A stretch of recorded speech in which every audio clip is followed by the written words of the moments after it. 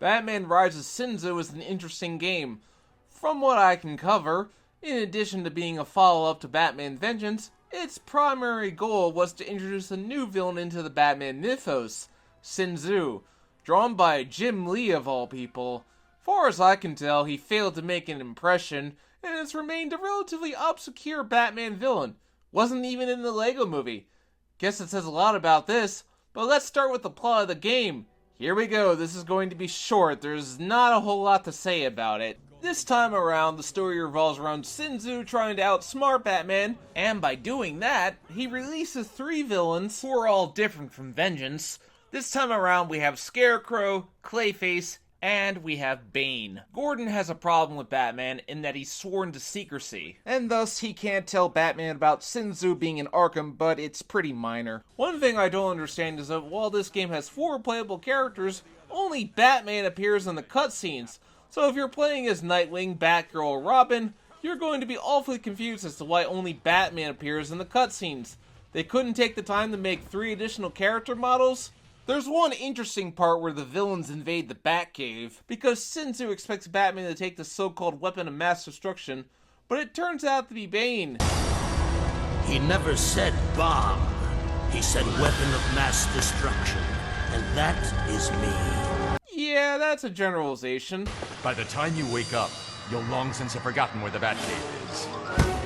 I don't think he saw where the Batcave was. He was in the crate the whole time. The story feels much smaller and barely there. It's mostly just a battle of strength and wits between Batman and Sin Tzu, who really just feels like a lamer Ra's al Ghul, but without any kind of the scope or danger. Scarecrow, Clayface, and Bane are just there to serve as the villains Batman has to stop, which is unavoidable when writing a story about Batman. Obviously, villains cause trouble, Batman has to stop them. So there's not a whole lot to say about this game's plot. Just give it a pass. Now for the graphics and presentation. The graphics are once again really nice. It really captures the look and feel of the animated series. The voice acting is all taken from the animated series, so it's top-notch work. Listening to the characters talk as they trade blows does get a bit annoying, but I'll let it pass since it's not too distracting.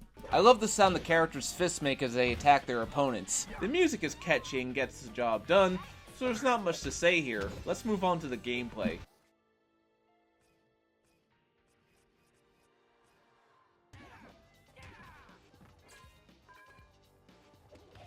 Batman is the all-around character. He's not the best in anything, nor is he the worst in anything.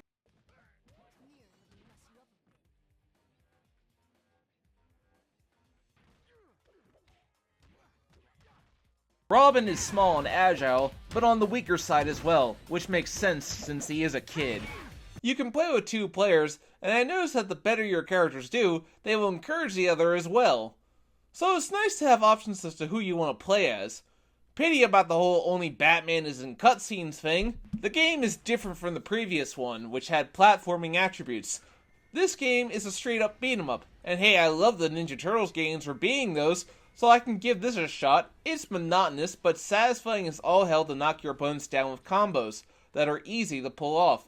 You do have a time limit. Usually you have to rescue civilians or disarm bombs. Rescuing the civilians resets your timer. Fortunately, you get plenty of time in between beating the snot out of bad guys to rescue the civilians, but they don't seem to be in too much peril. I love how they always bow to you when you save them. What, are you guys Japanese or something? The mooks vary depending on who the villain is for each chapter. Scarecrow's goons will send fear gas at you, Clayface's goons will send clay at you, and Bane's thugs are grapplers. Sin Tzu's goons are pure martial artists, which means you're going to have to learn how to dodge and block if you want to have any kind of chance.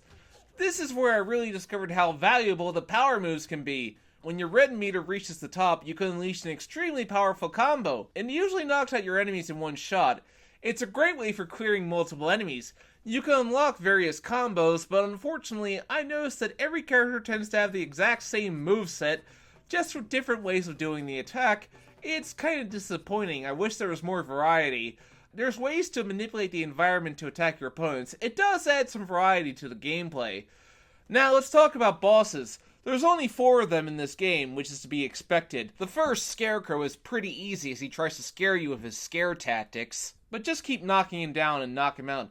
Clayface requires a bit more strategy, as you have to electrocute him.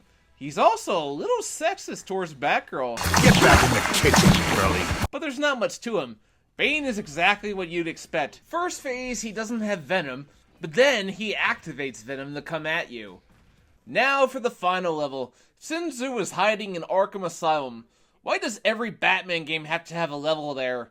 Man, next thing you know, they'll make a whole game based going around Arkham Asylum. There's a clever scene where Batman comes across the original Vengeance Rogues Gallery, but in no time, you'll meet Sin Tzu. He is tricky, because you can't hurt him at all with your normal attacks. You have to dodge and build up your power meter, then you unleash power moves on him, and only that way can you beat him. Batman defeats Sin Tzu, and pretty much tells him why he failed. You made the worst mistake a general can make. And what would that be? You misjudged your enemy. My motives are nothing like yours. Gordon apologizes to Batman, but Batman says it's cool because they all have vows to honor, and that's the end of Batman Rises Sin Tzu. Before we wrap this up, I'll quick talk about the Game Boy Advance version.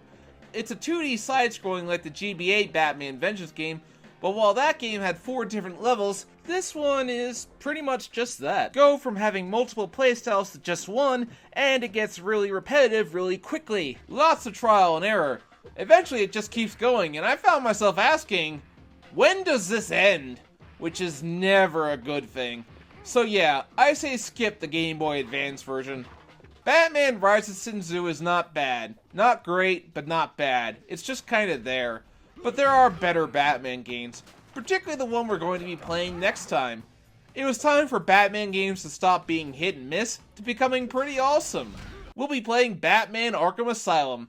Thanks for watching, have yourselves a fantastic day, take care, and if you liked the video, please hit that subscribe button.